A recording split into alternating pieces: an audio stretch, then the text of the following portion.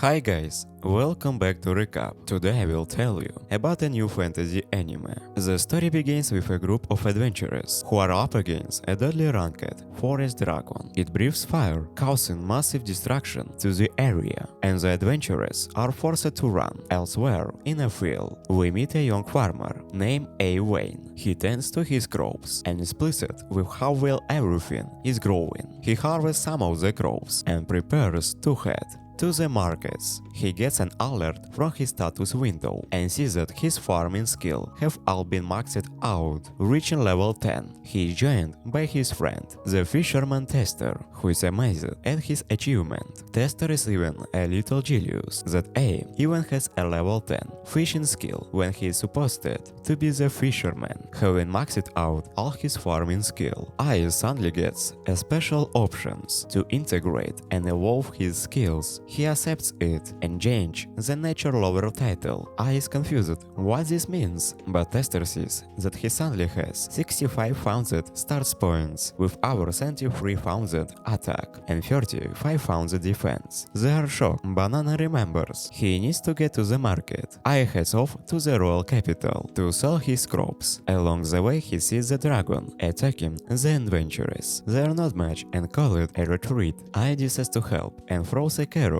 hoping to distract the dragon, but the carrot hits and the dragon explodes with a single blow. The adventurers are left shocked, confused of what happened, and I is also surprised by his new strength. He quickly hits on his way, as the adventurers only see his trail. A makes it to the royal capital monkeys, but while he is at the gate, there's a girl that's being kidnapped. The hooded man comes charged through, but I jumps forward and saves the girl. The hooded man attacks I with a knife, but I easily disarms and defeats him. The man is arrested as the girl thanks him for saving her. The high rebel and I quickly rushes off, not wanting to be late. The girl asks for his name, but I just quickly speeds off. He makes it to the market and delivers his crops. As he goes to leave the city, he gets stopped by the guards. I thinks he might be in trouble, but the girl he saved appears and introduces herself as the princess of the capital. I becomes nurse talking to the princess, but she urges him to just treat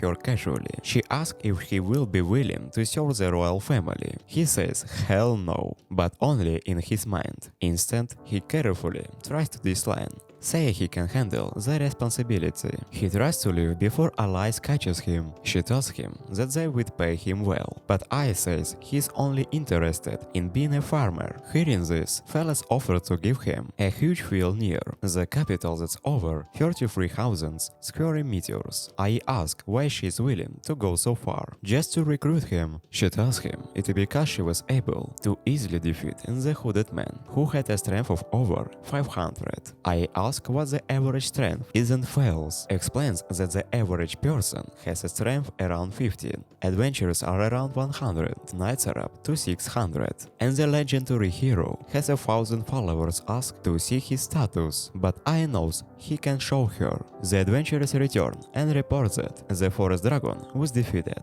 However, they don't know who did it, only that there was a carriage. Hearing the report, Fowler suspects it was Haur, but while they were distracted, I quickly makes a break for it. Despite this, Flower remains determined to recruit him. Suddenly, a girl tells Fowlers she is being called to return to the palace. There is a report that a large swarm of monsters are approaching the capital. All kinds of monsters like orcs, dragons and golems. They are coming from the Hell Zone, which shocks the king, because the leader of the zone, the Demon King, was killed by the hero, and they made the peace pact with the demons. We meet Officer Selig. He suggests that not all demons are happy with the peace pact, especially the first general of the Demon King Romeo I dead. She suspects that they found out that the hero passed away and now wants revenge for the death of the Demon King. He advises that the king leave the capital from his own safety. The king doesn't want to abandon his people possible, but all his soldier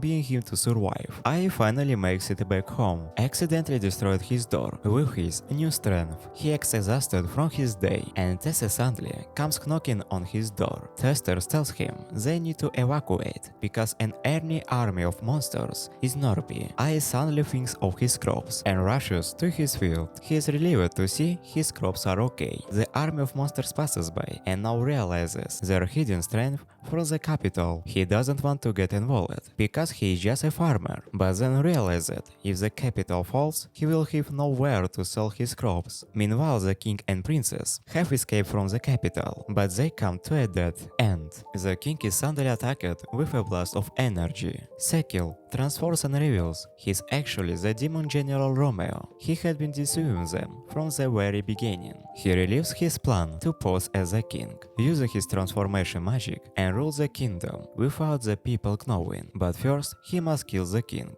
He attacks with his dark magic, but the king creates a barrier. The barriers begin to break as the king struggles to maintain it. Phyllis helps to reinforce the barrier, but Romeo unleashes a second attack. The barriers break as the king can no longer maintain the barrier by herself. Phyllis cannot defend against the attack, and the rest of the barriers are destroyed. Romeo goes to finish them off with his over darkness skill, but now suddenly appears and stops the attack. He uses his plowing skill and shatters the ground, disrupting the army of monsters. Romeo is curious who he is, but now just say he's an ordinary farmer. Romeo jumps behind him, but is able to catch his blade and throw him away. Romeo is impressed and decides to go all out. He absorbs the power from the nearby monsters and transforms to his true form. Looking at his status, Phyllis says that he is level 78 with over 500 strength. She tells all to run away. Romeo unleashes his power and charges it out, but now counters with his own punch, and Romeo is defeated. The monsters are shot down, one with a single punch, and are quickly run away. They return to the palace, and the king thanks him for defeating Romeo and saving their lives. But now just say he did it because he wanted to protect his crops. The king asks him to serve the country, but I decline, saying she only wants to be a farmer. The king offers to make him a commander of any title he desires, but I remains determined to just be a farmer. As a reward, Phyllis decides to give out the 33,000 square meter field near the kingdom, but on the condition that he requested as an adventure, so he can occasionally help out the kingdom. I agrees with this deal, but when he goes to check out the field, he finds it's completely wasteland. Realizing he had been tricked by Phyllis, the next day Alex founds the capital with Phyllis, and he's amazed by all the different foods and asks her how she can just walk around in the capital. But she tells him she has a maid acting as her substitute at the palace, and she uses a magical harping that stops people from recognizing her. Phyllis takes out to the Adventurers Guild, and they are immediately greeted by the guild master, who has heard the rumors of our strength. He takes over to the reception desk, where they meet the secretary. He named Helen. Sadly, her stomach growls loudly, so they first give him some food. Helen makes him a delicious pie, and they continue with the interview. He asks how well she wants to become an adventurer, but I explains he's only registering because of his deal with Phyllis. Suddenly, the adventurers from the previous day appear, thanking him for defeating the rank dragon. Everyone in the guild is amazed and now becomes embarrassed. The adventurers introduce themselves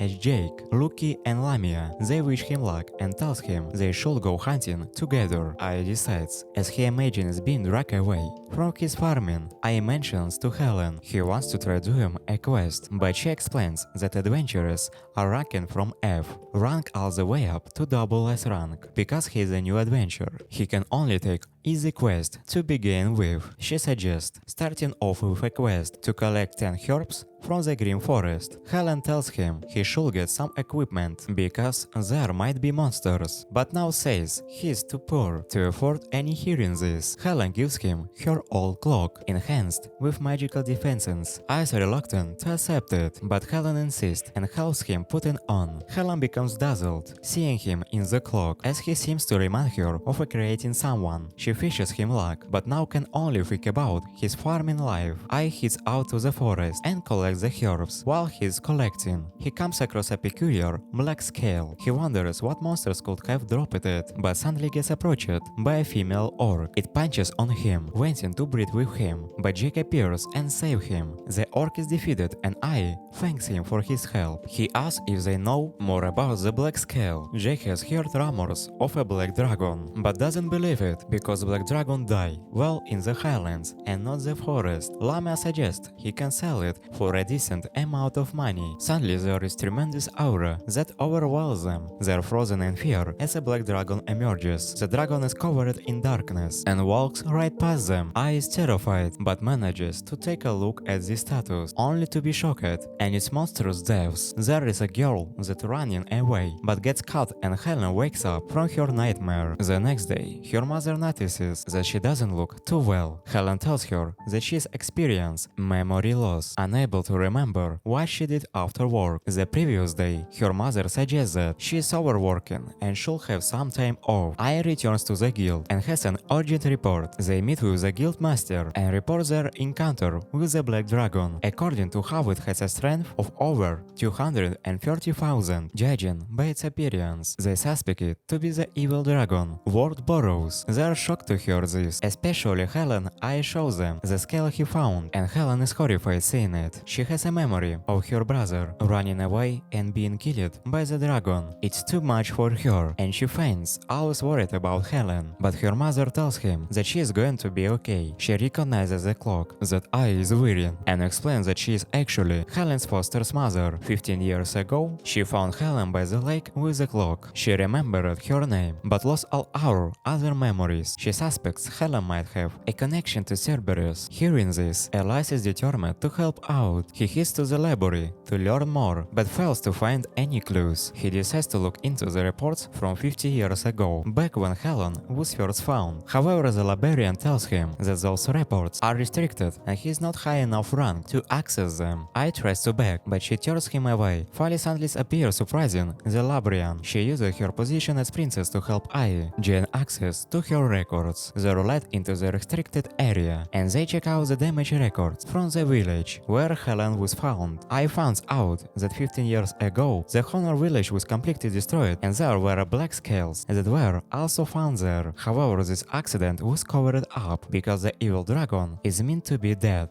But if it has somehow been revived, it would mean the whole world is a danger. The next day the two head to an orange village to check it out. They find it in a completely destroyed state and they explore. I suddenly hears a voice. He follows the voice and they come to a grave and a boy appears wearing the same clock. Follis is confused who I is taken to because she is unable to see or hear him. I realizes he is a ghost and the boy introduces himself as lame. To be continued.